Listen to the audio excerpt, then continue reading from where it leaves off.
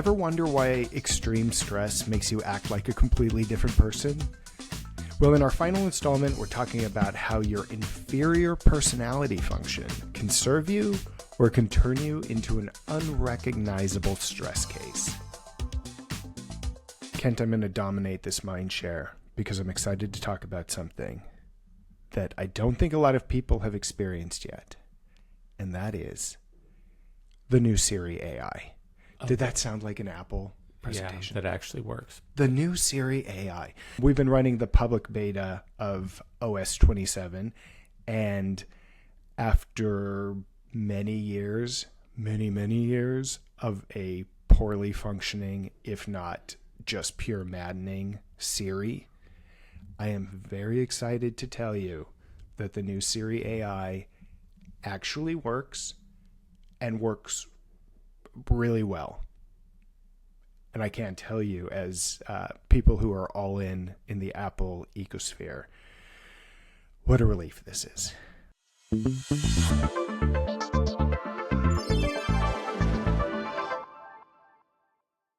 Okay, we love talking about the inferior position. Oh, I love it. Fourth position in your personality stack. This is week 4. Go back and listen to weeks 1, 2, and 3 on dominant personality function, auxiliary personality function, and tertiary personality function. The interior function. Inferior. Yeah. Inferior function, the fourth function, is so funny. And in a way, it's really interesting because it's so undeveloped. We refer to it, and it's referred to often as sort of a toddler. It develops so late in life that if you know about it, it's just a young un to contend with. So thus, once you know your personality and you know what your inferior function is, then you can recognize it. And much like tertiary that we talked about last week, it can be used for good in such a powerful way. But oftentimes it takes recognizing the rough part of it to know, okay, wait, now I know my personality. First step. Now I know how all these functions, first, second, third, and fourth, show up. So you can see this inferior function and how it shows up. And for me, it totally makes me laugh because in a negative sense, it will show up in the most obvious un-you way. So when my least effective function has entered the room in an unproductive way, it gets very tasky. Plain and simple. I do not operate well in that mode. I like to keep things ordered, all that stuff. But getting very here and now, very tasky, is very not me. So, thinking about, say, the stress of travel, which we used to do a ton of, and we still do quite a bit of. A perfect example is if I'm not in a good headspace, using my whole personality during that stressful transition to travel, I can immediately go into tasky mode. Oh no, what about this? Oh no, what about that? Oh no, what about this? Yep. And knowing my personality, I can catch it very quickly. But I think of if I didn't have that knowledge, I've known my personality so long now that it's not accurate to say. I haven't spent a lot of time not knowing my personality. So I can recognize this, but we can see, kind of opening up the conversation, we can see when people are in this inferior position, also known as the grip, because that's what happens. If you are not tuned up, if you are not aligned, you go into the grip, and you can see people at their most stressful in their grip. If you see a personality emerging that feels very awkward and clunky and forceful and high drama, so it appears it can present as kind of sad and kind of pathetic and kind of, oh no, look at so and so melting down, right? Doesn't that Yes. come to mind? Melting down. When the grip or the inferior has taken over in an unaware way. Yeah. Those are those moments. And oftentimes, like somebody thinks it's easier to see in other people than it is in yourself. Yes. But rest assured, when somebody seems to be breaking down in a very ungraceful way, they are in their grip. For me, the grip, Kent, both you and I are external sensors. So we get very focused if we're in our grip on the outside world. And we Tasky stuff. very tasky. But for me, that shows up, and I laugh at this because I used to think this was a strength, and that's kind of how the grip works. A lot of times you might think it's a strength, but I get very, very hyper attuned to the external world, and to the point where if I'm really in my grip, which I'm glad to say doesn't happen very much anymore, and I can recognize it when it does, I can barely function unless my surroundings are perfect. Otherwise, I'm like, that light's off, that bowl is in the wrong place, and I look like a total monster.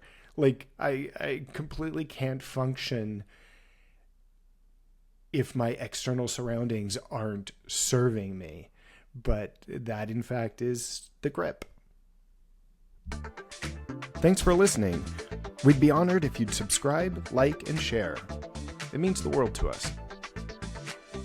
There's something really interesting here, because when you're getting training in this, when you're learning about this, you learn about people who not only don't know their personality, but people who are under prolonged stress, as so many people are in, especially today's world. We talk about this a lot. Like, there is an increasing need for knowledge about personality and who you are. As we always say, it's like we have to say it at least once in every 4-pack of episodes. No special anything, no pills, no whatever. Just go deeper into the examination, knowledge of who you are. Because the sad truth is,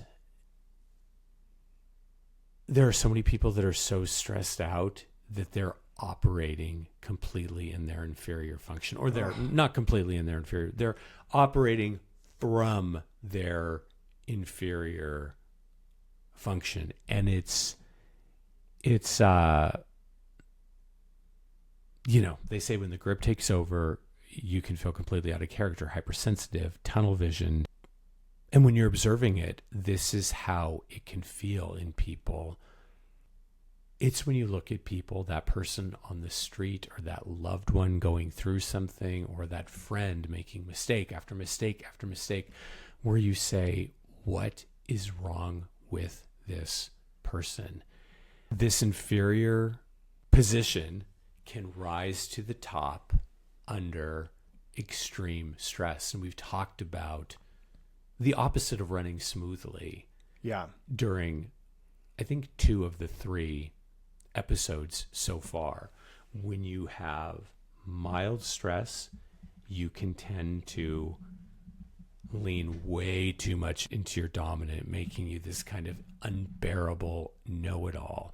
When you have high, mild, or moderate stress, you can lean into your dominant and tertiary functions, which are going to be either both introverted or both extroverted, making you get into your own private world of introversion and extroversion, and kind of thinking you've got things figured out. But under more severe stress, plain and simple, this inferior position, or the grip, can take over. So again, in me, it can look like getting super tasky from the jump, having this opposite reaction to what is authentic and natural for me, which is being in a world of possibilities and envisioning and a kind of unspoken knowing. When I go into the exact opposite world of being very here and now, 5 senses oriented, if I start there without the balance of the other Yeah. personality positions, it can get really, really intense. So this is the thing. Watch out for severe stress, prolonged stress, mental exhaustion when you're feeling depleted, which again, so many Yeah. of you are right now. This inferior function can pop up and say, I'm here Yeah. to run your personality. to make myself your entire personality. You said two things that I think are really helpful. One is that the grip is kind of a toddler. Yeah. And it makes me think that, like having a toddler in your life or just in a space you're in, if that toddler is happy and preoccupied, entertaining his or herself, everything's great. It's adorable. But if that toddler's having a meltdown, Yeah. everything stops to pay attention to the toddler. It sucks up all the air in the room. And that is the grip. When you are under severe stress, it completely takes over. And when you were talking about, Kent, the way these are positioned, I just want to say that the grip, you can look at it almost like sitting opposite your dominant. Yes. And when it takes over, what's so fascinating about it is it really does shut down everything else. Yes. So instead of those places you go with your low level stress where you're really in your dominant function, but which is not a great thing, but it's still your dominant function. It's a strength. Oh, Or yeah. you're in that middle level stress where you're in the dominant tertiary Yes. loop, your own little world. Also not great, but you're still calling on different parts of your personality. When you're in the grip, Yeah. you are in your most immature and siloed state, and it can be completely debilitating. In everything we've done in our personal lives and as sought after business and career development consultants, we've learned one consistent thing. Most people just don't know themselves. NoVacationRequired.com is where we talk about how you too can build a life that you don't need a break from, and how it all starts with knowing yourself. There you'll find all of our podcast episodes, information on services, and the scoop on us. And to really raise the bar, we model this as a couple to show that a relationship doesn't have to be a compromise or a counterproductive union.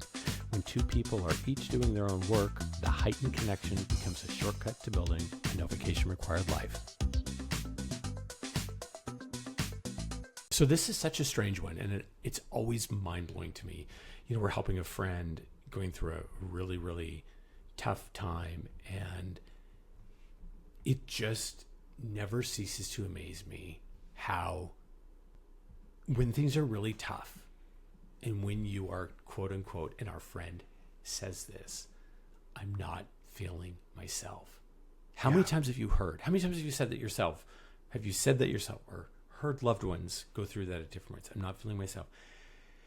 And this friend will really not be being themselves. They will be acting out of their inferior function.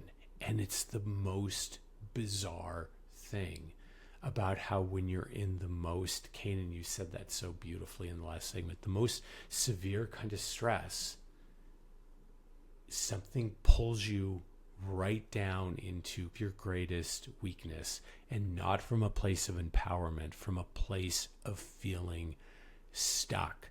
So when I get all tasky, I can do it. I can pull it off. But when it's not coming from a embodied place of my entire personality stack, it can feel just debilitating. So I think of this friend who always wants to be operating out of their inferior personality place, and literally like the stress is so severe that something is overcoming them. Yeah. Where when we have these beautiful talks, it's like, don't forget, like, here's a great place to be coming from. Oh yeah, gosh, I need to be doing that because it feels so right. And every time I do that, that feels so right.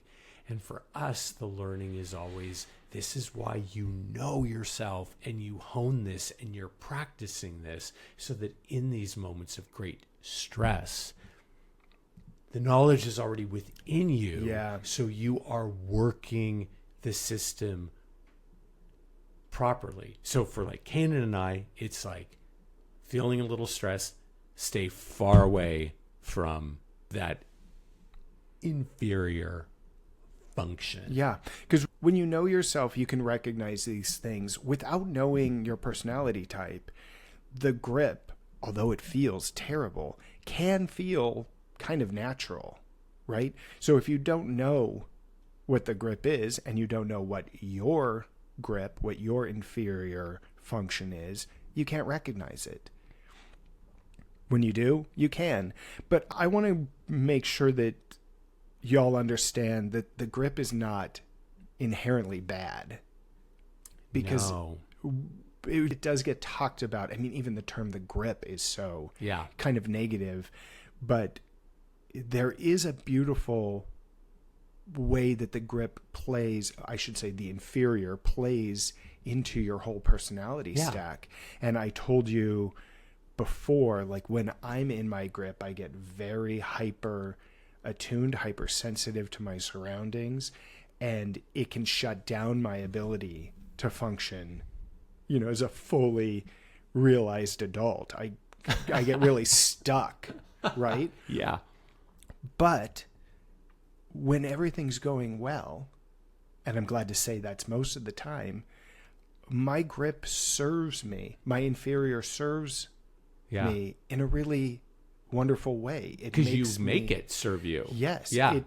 It makes me very aware of our surroundings in a way that allows me to appreciate the beauty around me, that allows me to make sure our surroundings are in a place that promotes my intuition and allows me to rest and relax into my dominant characteristics. It can serve you as long as you know what it is and what it does and how it can serve you. It can serve a really beautiful part of your personality. Yeah, and that's, I think, the theme, right, of these 4 weeks is it's like, I was just having a conversation with a relative the other day about this. It's like, if you know anything, you're better off because you have the knowledge, and then you have choice and agency and efficacy in what you do. So the same holds true with personality. This thing that you don't have to know, that you're not required to know, but if you know it within yourself, then you know how you're wired and you know how to use all the parts of you, from the most dominant to the most the most immature. The most immature, inferior. You make all of those work for you. And the great thing is, we had a question a week or two ago about what do you do about weaknesses? When you view things through the lens of A, knowledge, and B, your strengths, then you can put a spotlight on your weaknesses.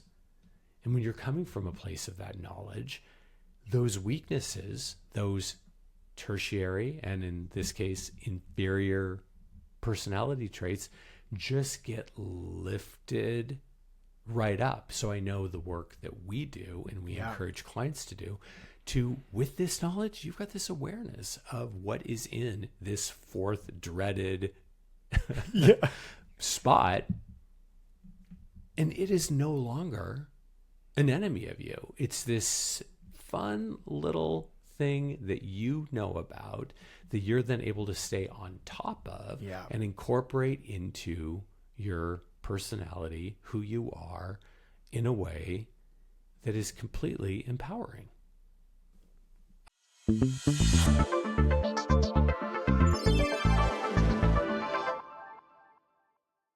Okay, our final mailbag from this 4-pack. We just got this email yesterday. And by the way, please email questions. We love doing mailbag. This person says, I love the nuance that you've brought to these two personality series you've done. Why is the personality industry so obsessed with putting people in rigid boxes instead of showing this kind of range and nuance? Oh, I'm raising my hand. Yeah, I love I this could talk about question. this all day long. And first off, thanks for that compliment, because we do try to bring the nuance. It's a big part of what we're doing here. And it's just a big part of our personality. We don't mind living in the gray and holding lots of competing ideas and digging into something. We love that. So when it comes to personality, I could say lots of things, but I'll say a few. You know, a lot of this industry, the self-help industry, which I guess we fall into, is really about quick answers and clicks and monetizing content. And so there isn't a lot of room for nuance. Yeah. There isn't a lot of room for nuance. It doesn't pay. People don't want to go that deep. Yes, that's what I thought too. Yeah. Not to interrupt you completely, but people also have been trained to want quick fixes. Yeah. Yeah. So there's a lot out there to provide you with the quick fix you think you want. Fortunately, we understand that people like you and a lot of people want more nuance. They want deeper answers. They want to feel like they're being cared for, and they're being told what's actually going on, because there's so much power in that. Because they're being seen in a deeper way. Yes. This is what I got from that question. Like, some of those cursory things feel kind of good, but they don't feel like they're the whole me. Oh no, it's like eating styrofoam. You feel full. Yeah. But it's lacking any nutrients. Yeah. I mean, I think of this person who probably had one of the quick things from a magazine. Yeah. It's like, you're a bull, or you're a horse, or you're a turtle, or you're a snail. These things that give you these traits where you're like, oh, wow, that is like me. I'm very strong-headed when I enter a room. Yeah. Right, but then that's the end of your story. That's the end of your end. story, according to a majority of the personality. Yeah, industry. and I really appreciate this question, because what you're saying, Kent, those are parlor tricks. Those are fun. That's entertainment. And that's okay. There's a spot for that. I don't hate that. But it isn't answers. It isn't a deep dive into personality. And it isn't ultimately helpful. It can actually be a little more harmful than anything. So God, you're such a Miranda. God, I'm being so Slytherin right now. I'm really such a cappuccino in this moment. But again, I appreciate that question, and I hope you listening appreciate that we try to go a little bit deeper, and it may be confusing at times, and maybe it's too much and maybe it's too little at times, but our goal is to go beyond the algorithm and the clicks and the monetization of content and all of those things that are so prevalent, and just tell you what we know to be true and our experience, and we hope it helps you ultimately figure out your personality and have that serve you in a really beautiful, joyful way.